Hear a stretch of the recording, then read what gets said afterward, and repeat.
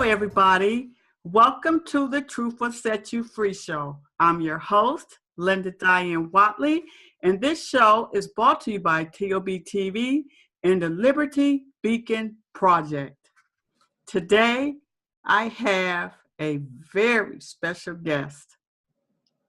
Today, I have to do something a little different. I have a message for her. I read her book, I heard her voice, and I read a couple of entries to her other books. And the Spirit gave me a message to give to her. And this message is for Kate Genovese. Genovese? Genovese, yep.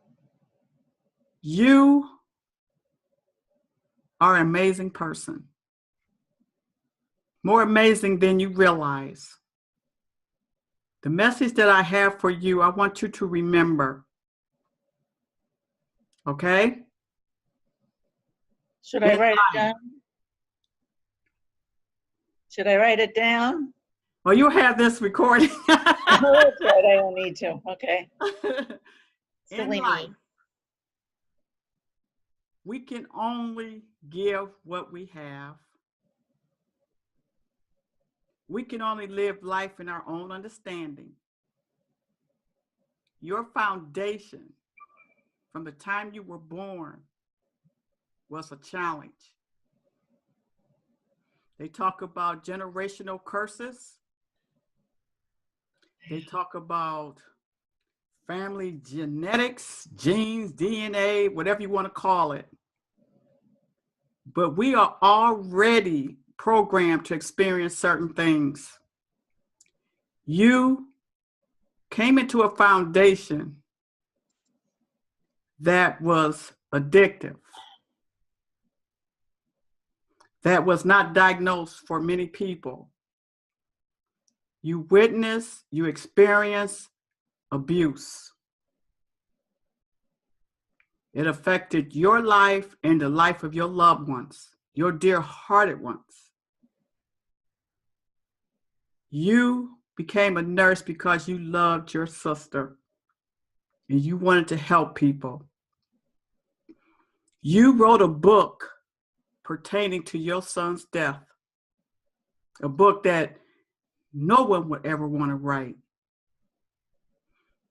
You was in the midst of men when your child was in danger. People didn't hear you, especially men. When you saw something was seriously wrong, you were trying to be careful because you didn't want it to seem like the genetic, the curse, or whatever you want to call it, had spilled into your life, into your seed. So you was trying not to be paranoid. Not only that, the fact that you was a nurse, you didn't want your profession to spill over into the life of your family. In many ways, you were silenced to power to take over because it was a male moving situation. God wants you to know that you did all that you could ever do because of what you had to work with. And the fact that your burden and your pain is so heavy that you don't want another human being to experience the loss of a child to drugs by chance. You give your heart and your soul that they don't carry as quite a heavy burden as you have carried. And God said, "Well done, my faithful servant.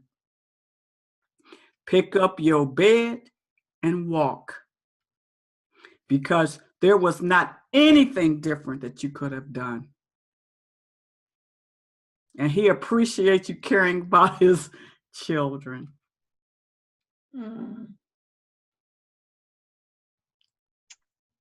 That's beautiful. Yes. Very pleased with you. Did that just come to you? The spirit guides came to you and kind of told you that? This has been with me ever since I read your book. Wow. Be free. Well, You could thank you. not control his destiny. No,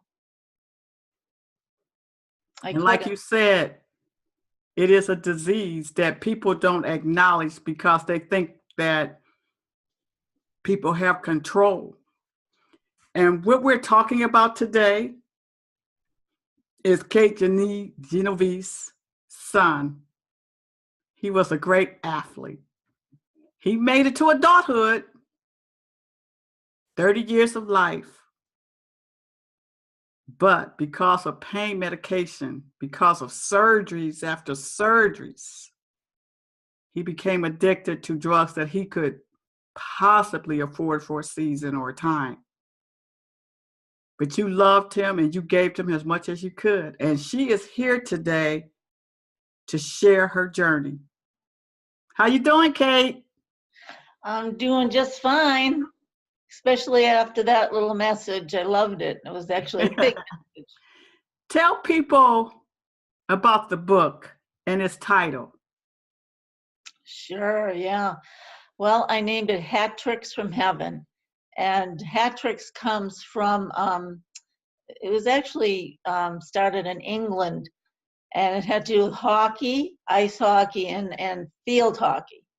So what happens is when somebody gets 3 goals in a game of hockey, it's called a hat trick, and people throw their hats out on the ice. They throw 3 hats. So it's just symbolic of good job. You got 3 goals in one game. So it's something to be very proud of. And Geno, my son Geno, I guess we should refer him to as Geno or Chris, I guess. Chris. Yeah. He got many of them. He got lots of hat tricks. When his injuries started happening, he didn't get as many. But he was so proud of himself when he did get hat tricks. And I know he loved that title. So that's where the name comes. And heaven, of course, I know he's in heaven. So he's in heaven playing hockey. And hopefully he's some hat tricks up there. Oh. Well, when you realized that the power behind his ability to be such a great athlete had a hidden anger, was you able still to appreciate that sport? No. No, especially when the injury started. Yeah, it was very hard because he loved hockey so much. It was just like part of his life. Playing that game was part of who Christopher Genovese was. He didn't care about the injuries as long as he could play. And yeah, he just loved it. And we wanted him to stop in college, especially because, we knew he wasn't going to go on to the NHL, National Hockey League, or anything because he had too many injuries and he wasn't as good as he was before. And I think that there was so many players better than him, plus he was taking drugs while he was playing. So when he'd get on the ice, I did get fearful. I would sit there and pray, and I would do a little mantra that I do when I do Reiki, which is hands-on healing, sort of. Do you know what Reiki is? Yes. Well, for those who don't, it's a type of hands-on healing that comes from God. His power comes through me and my hands. And there's little symbols that you can do from far away to help them on the ice or whatever you're praying for. So that's what I would do all during a game. I would say shock to Ray with a circle, and it would bring God into the ice and protect him. And although he got a lot of injuries, they weren't deathly injuries.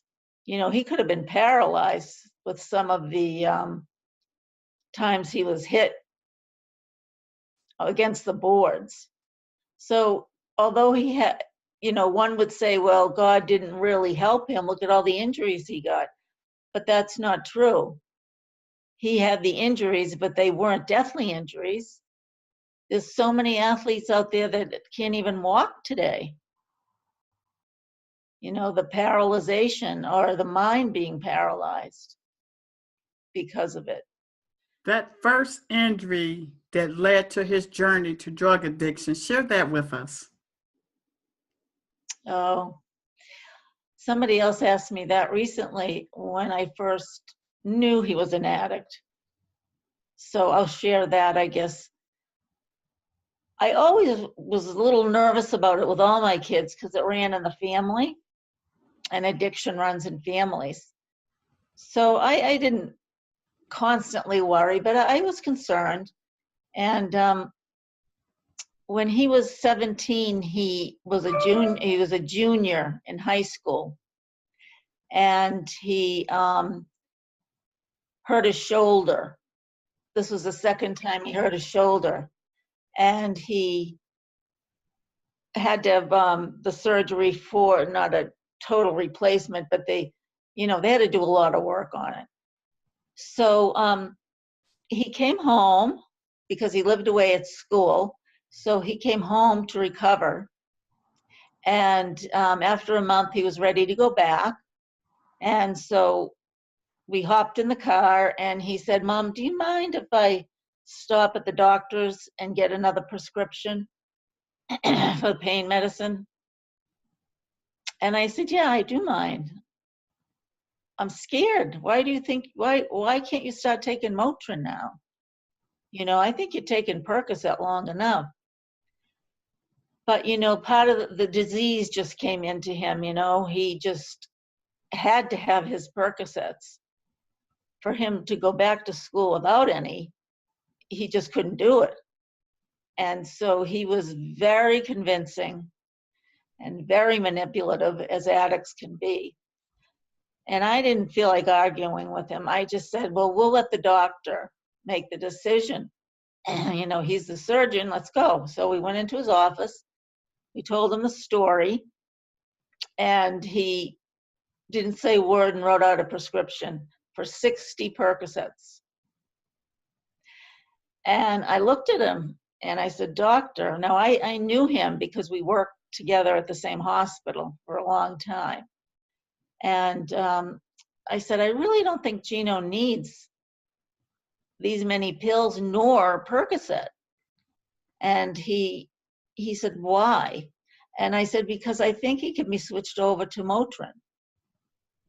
And he said, look, you don't understand how serious his shoulder surgery was and how painful it can be. And he wants to get back out on the ice. And he just tore me right down. I just felt so belittled. He just did not take one thing I said into consideration. And I said, Doctor, I understand, but addiction runs in my family and I'm afraid for my son. And he said, look right at me. And then he looked at Geno and he said, your son is not an addict.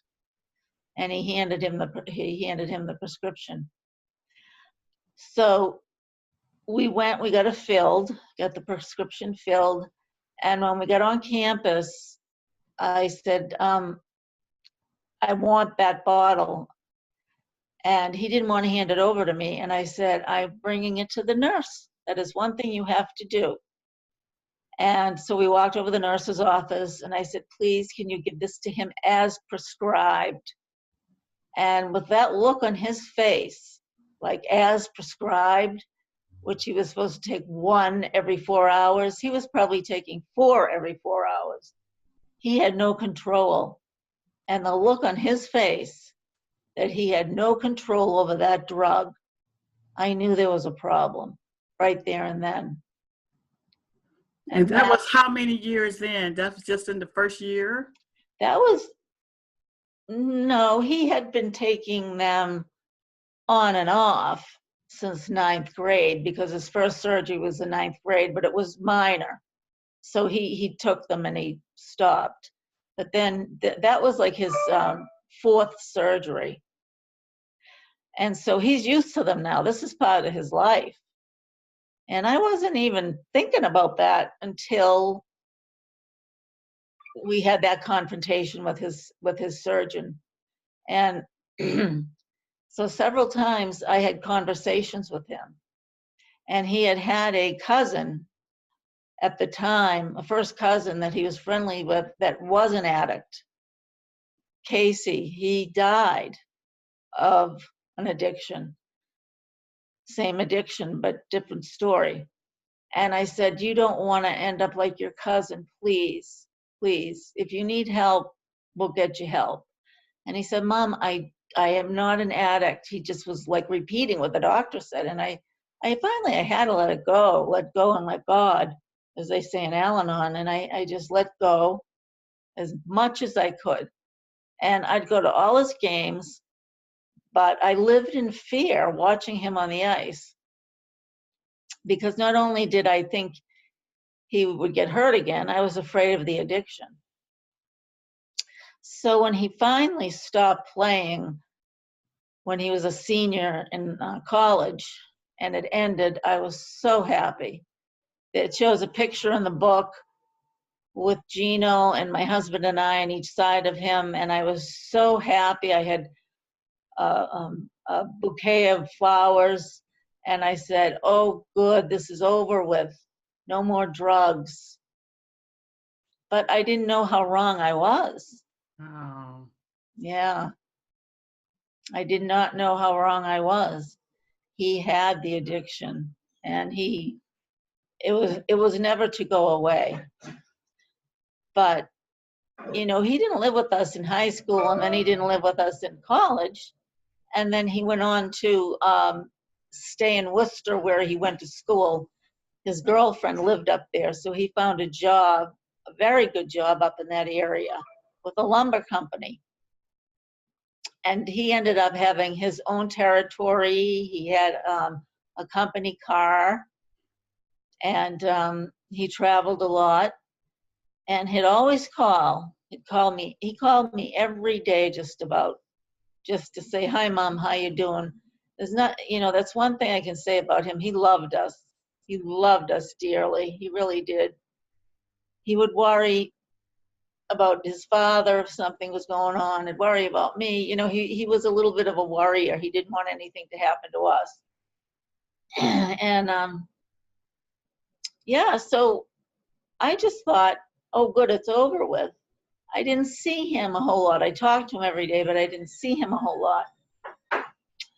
But one day in the summertime, and you can interrupt me anytime you want if you have a question, but during the summer when he was, I would say, 26, one of his roommates from college called us up. And he said, Mrs. Genovese, this is, I'll just use a fictitious name, Paul. This is Paul. I was Geno's roommate in college. And I hate to say it, but Geno has a really bad drug addiction. And I didn't know whether to believe him or not, because it had to do with money. He needed his money that Geno borrowed back. So I put my husband on the phone because it was something I didn't want to handle. You know, my husband was streetwise, and if this kid was lying to us, my husband could handle it a little bit better.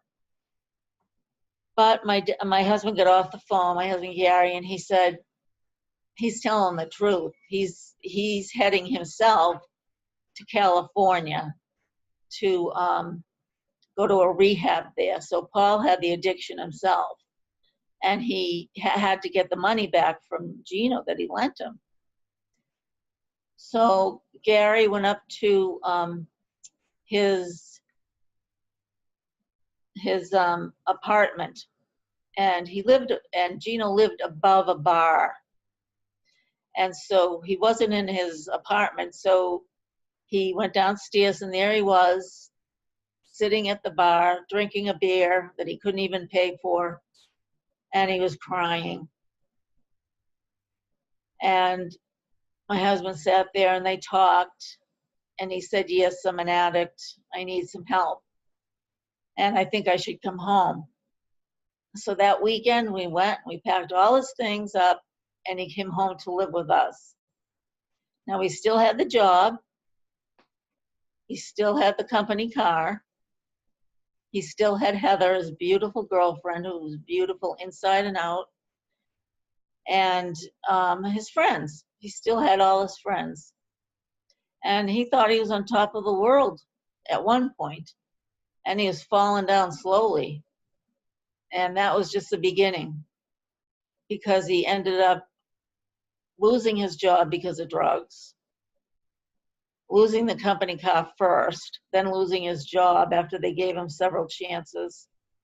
And then as the disease of addiction goes, you start to lose things along the way.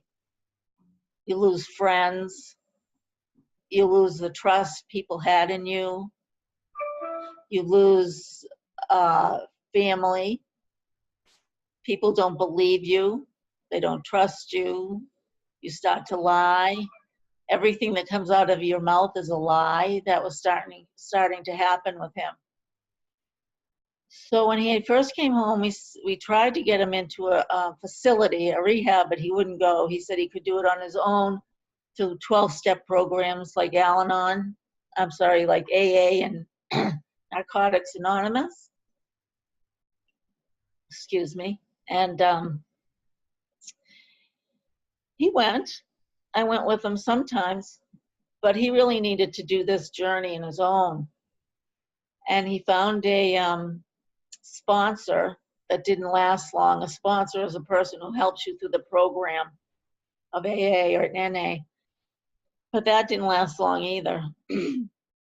Finally, he came home one night and he was very, very high.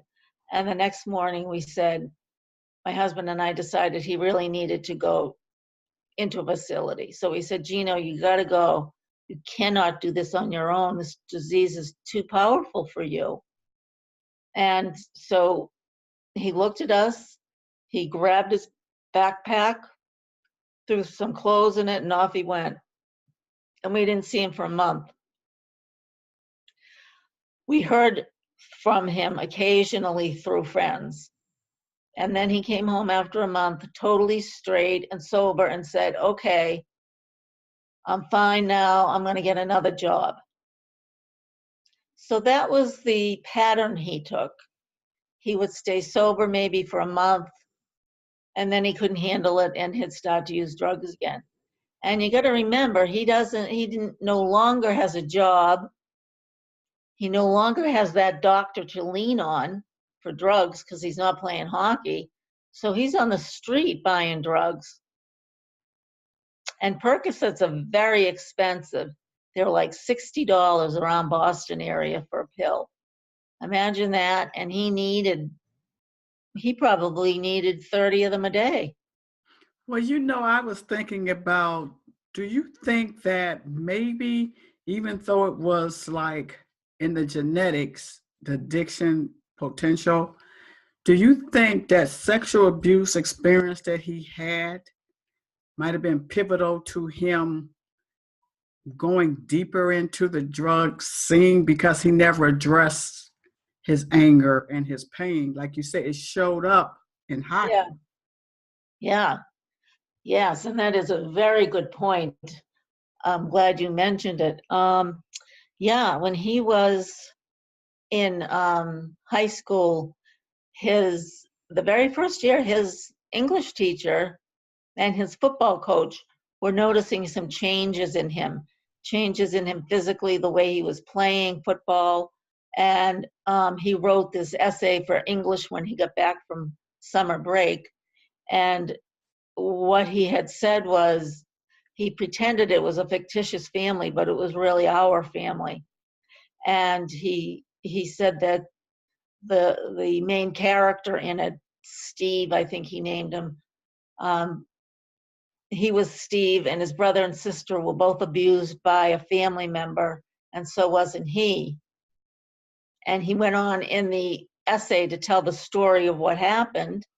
And then he said at the end, I was so upset that we were all sexually abused that I had bought a gun and I shot my uncle. I'm forgetting exactly how I worded it. I shot my uncle in the arm for my brother, in the other arm for my sister, and right in the chest, in the heart for me, because he was so full of anger.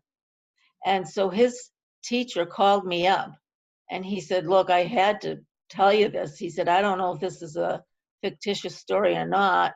He said, but I just had to tell you just in case something's going on in his life. He said it was well written. He is a great writer, but you do what you want with this story. So I presented it, Gary and I, right away to him. And he said, well, some of it's true, some of it's not. He was kind of wishy-washy about it, but we knew it was true because his brother and sister had been abused. So he had to have. And he finally admitted it, not right away, but he finally did. And so in his junior year, no, it was the end of his sophomore year, junior year, we got him some help with a therapist where he was going to school because he was living away from home. So he saw a therapist for about 6 months. They put him on some antidepressants, which he absolutely hated, and he wouldn't take it. And after about 6 months, he said, I don't need this anymore. I just need to play sports. That gets my anger out. So, you can't make somebody do something. I know, some parents say that they made their kids do this and do that. I didn't have that power. I'm not God. Only God has that power. I could not make him do anything. So he said, Mom, as long as I can play hockey, as long as I can skate, as long as I have Heather in my life, then, I'll be fine. I don't need any more. But the thing is, he did, because he was that sick with that. And later on, he did tell me in confidence and privacy that being sexually abused was affecting his own sexual life that he had with his girlfriend. And he knew he needed help. So I'm not quite sure what he did, but he got help on his own.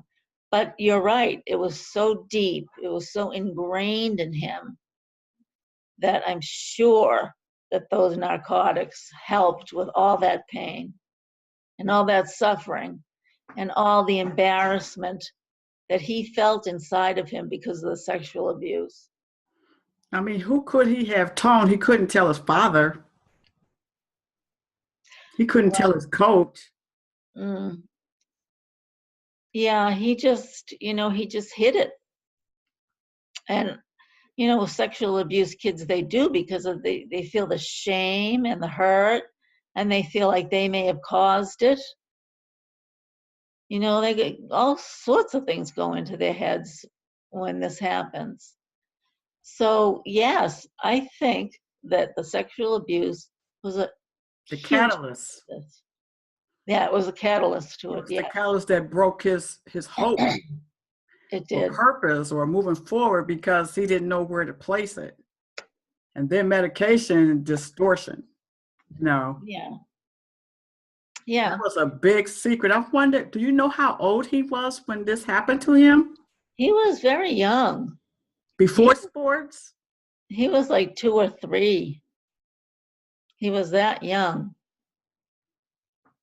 And he remembered it. He really remembered it very well.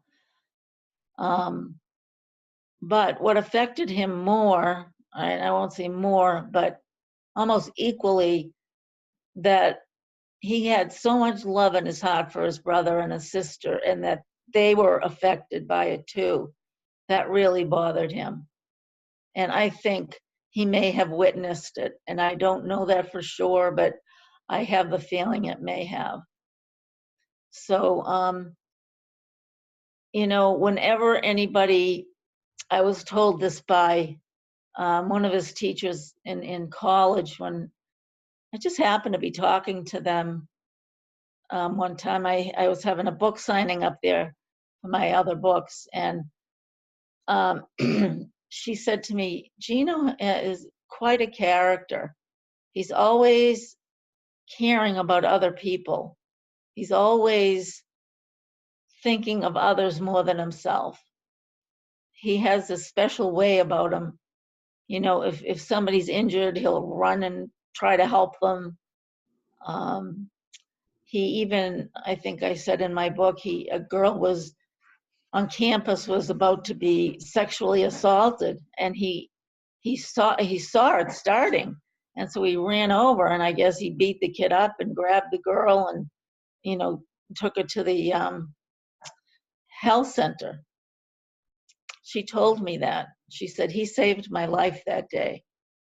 She said, I wouldn't have been the same if something happened to me.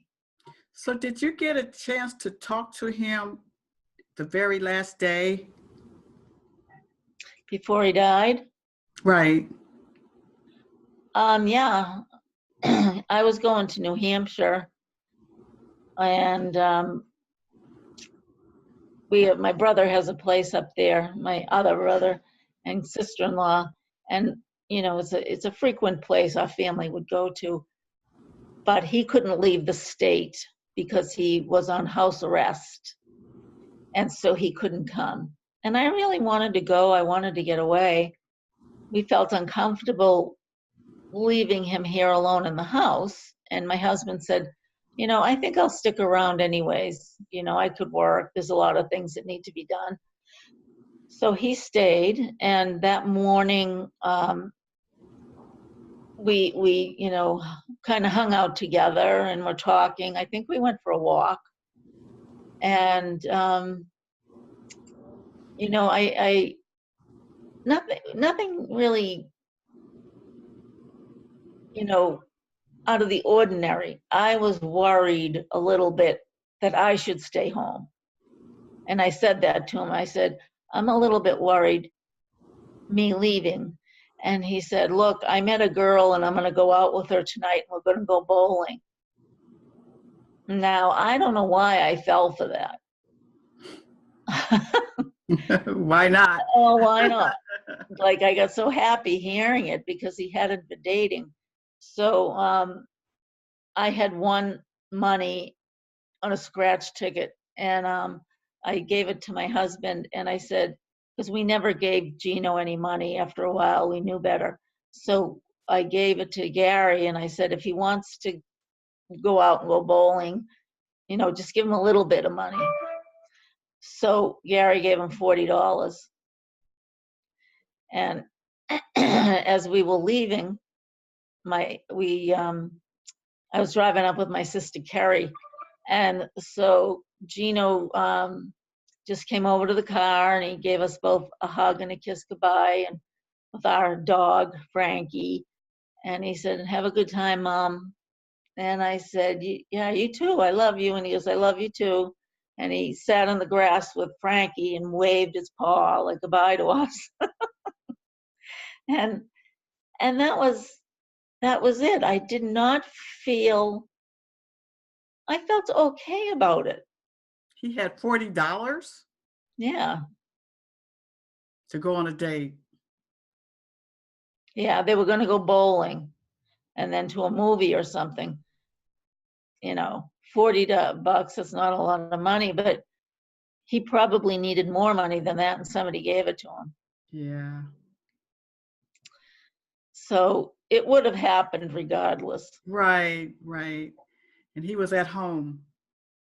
Yes, he was at home, and my husband was with him, and he, his curfew, because of being on house arrest, was 10 o'clock. He had to be home by 10. So Gary saw him walking up the street, about 10 of 10, and picked him up, and they watched TV, they watched something on sports, about an hour and a half or so. And my husband said, well, I guess I'm going to go to bed now, shut out the lights, I'll see you in the morning. And so Christopher said, okay, Dad, love you, I'll see you in the morning. And he got up, my husband got up to, in the middle of the night, to go to the bathroom or whatever, and he saw the light on downstairs. And so he thought Chris forgot to shut the light out. And so he went down, and instead he found him on the couch, not breathing. That's the blessed part of it. He was at home. Yeah. You can't be home. Yeah. God took him home, in his own home. Right. Oh, and the dog was there. So I was wondering, you said you do not feel ashamed anymore. What made you come to that conclusion and realize that you were ashamed?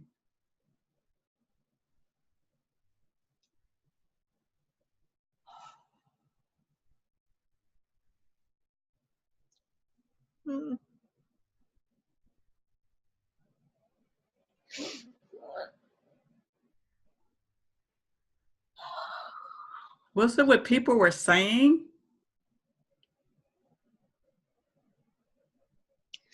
No, I just think I felt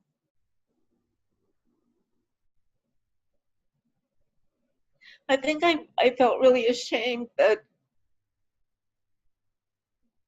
I didn't protect my kids enough, that I could have prevented it. I could have prevented the sexual abuse, or I could have prevented Christopher from getting addicted. How did you pull up out of there? Because you did. So for someone else feeling that way, how would you tell them how to pull up out of there? Out of feeling ashamed? Right. Well, first of all, everything that happens is their destiny, I've learned. And God is in control of absolutely everything. He gives us, the footsteps to do certain things, but it's really under his control. And in Al-Anon, there's a saying, the 3 C's: you didn't cause it, you can't cure it, and you can't control it. And so it took me quite a while after he died to realize I didn't cause it, and I didn't cure it. I couldn't cure it, and it was bound to happen. That's one thing I always tell people: when you have children, you really don't know their journey. They just coming through you. That is true. That is real true. Yeah. Yeah. But it took me quite a while to realize that, because I wasn't brought up like that. Although my mother and dad were religious, they brought a Catholic. My mom always thought she could control all of us, and my father. But in your situation, there was a mother and father. So you just wasn't the only one responsible. Yeah. Yeah. And my husband was just so good to Chris. And his understanding, see, and you was in your understanding. You used what you had, Yeah. And you did an amazing job, because he made it through school. He made it through college, Then when he became a man, it was choices to be made. Yeah. Yes, between him and God at a certain point, it's like that's his child. That's one thing that we all have to come to the realization. No matter how many children we have, Those are God's children. It's between God and them. Right. And you loved and you loved and you loved. And you took that love to bless other people. And that's amazing. I appreciate all your efforts to help other people. Well, I really hope this book does. I've heard from a lot of people thanking me because I made several mistakes during the course of his addiction. And one of them that I was totally ashamed of myself. I had he was so drug sick, and we couldn't get him into a facility. There were no beds, hospital beds, any place. And they give Suboxone for addicts that are trying to get straight. And we couldn't find a place for him either. And I looked at him, and he begged me to take him to buy some heroin.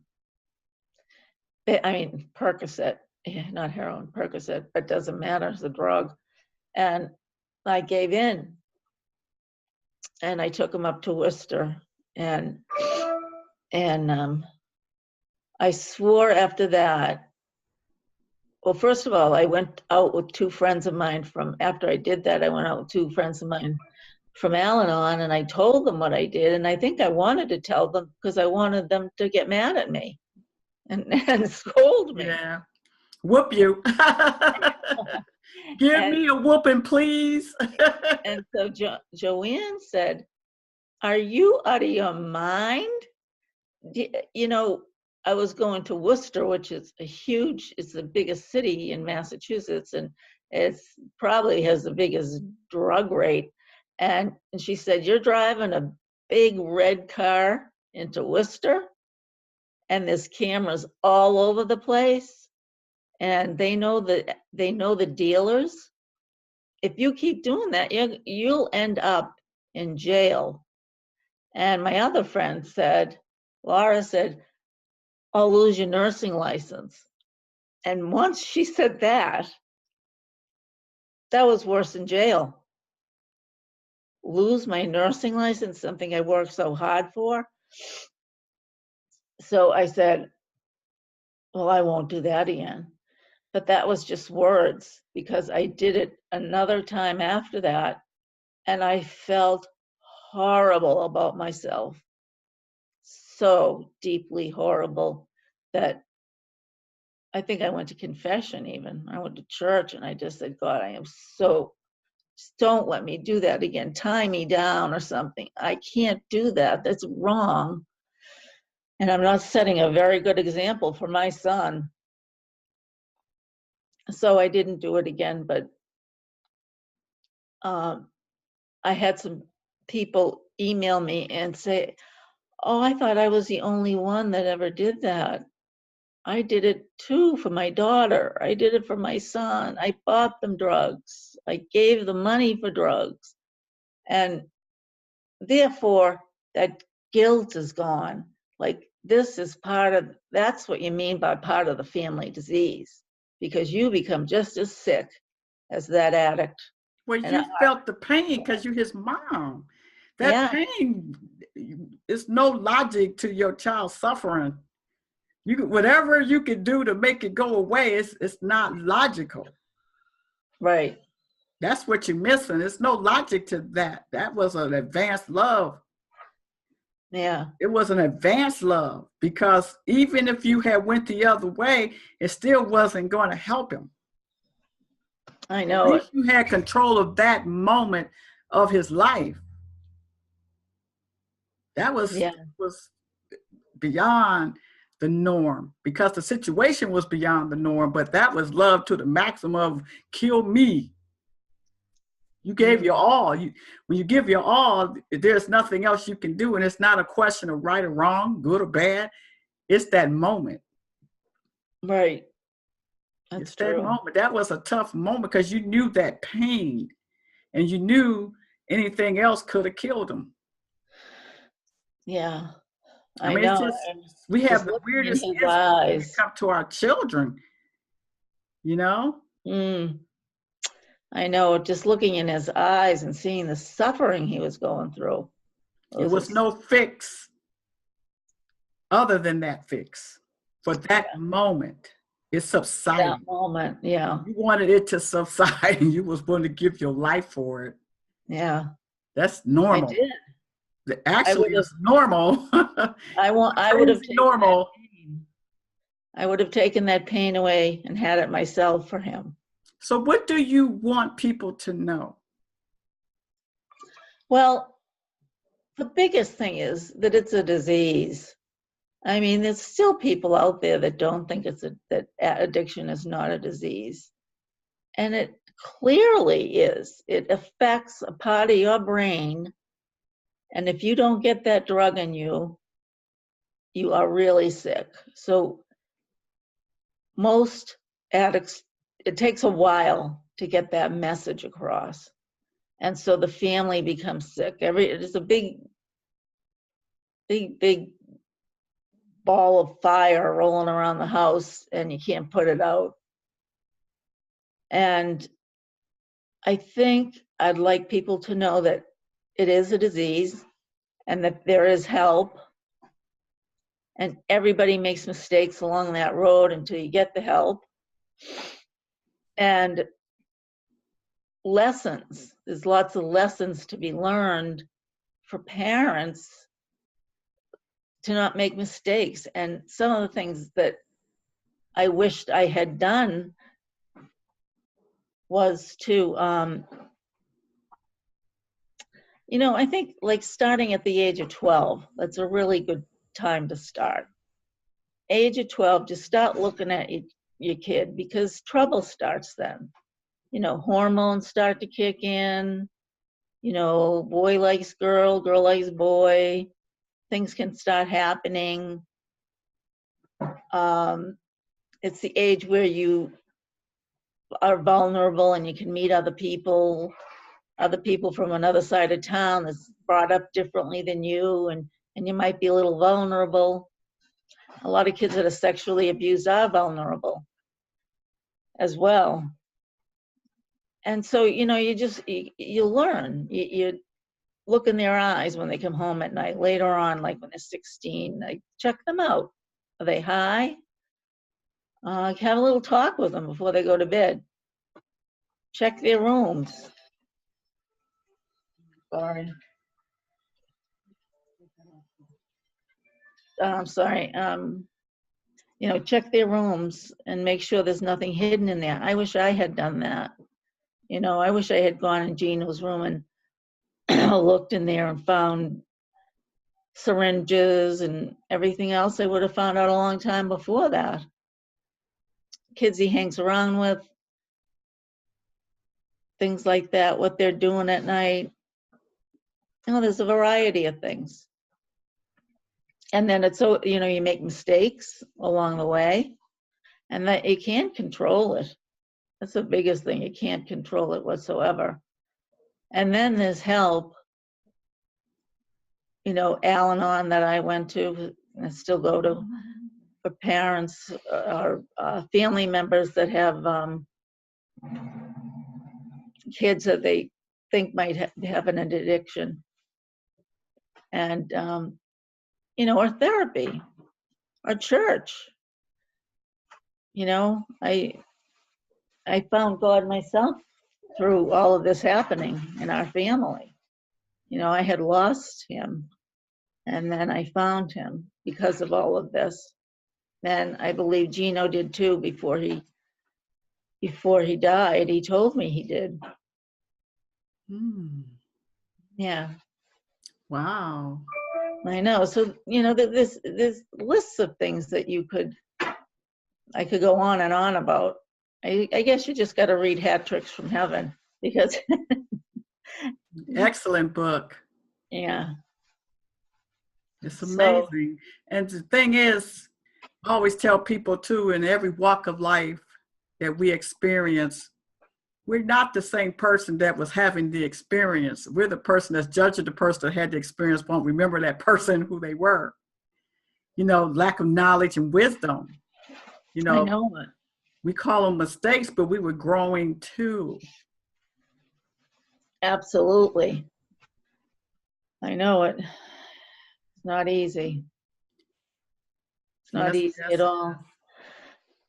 But I've learned a lot on this road, and I never thought I'd write this book at first. I just was so grief-stricken and so full of pain. And then I said, I got to stop feeling sorry for myself. I want to do something.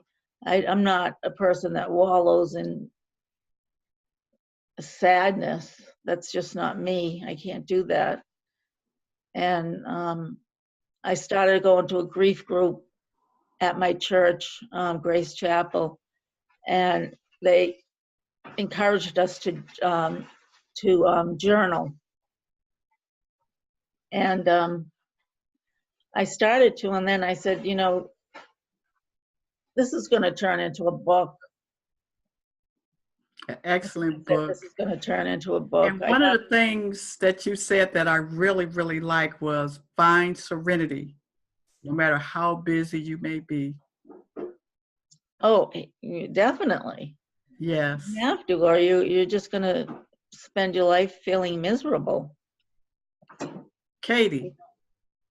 It's really, serenity is big. Katie?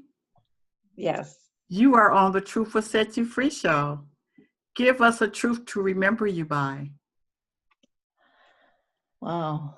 A truth to remember me by. Well, when one of my other kids was having a really hard time, and I knew I couldn't control him either, I was handed by somebody in Al-Anon this little trinket, and it's called hope. And she just said to me, just don't ever lose hope. Just pray and don't lose hope. And so with him, I certainly did that, and he's doing well today. But I think that was the biggest thing for me with everybody, not just with everybody I love, and even this world I want to have hope for. It bothers me to see what's happening in our world and the grandchildren coming up and things like that. We want a nice, peaceful world to live in, and not all the things that are happening now. It's sad. Like money is running our world. And through all this, I think that the biggest thing is just my faith has gotten stronger, so much stronger. And if they want to purchase your book or get in touch with you, how do they do that?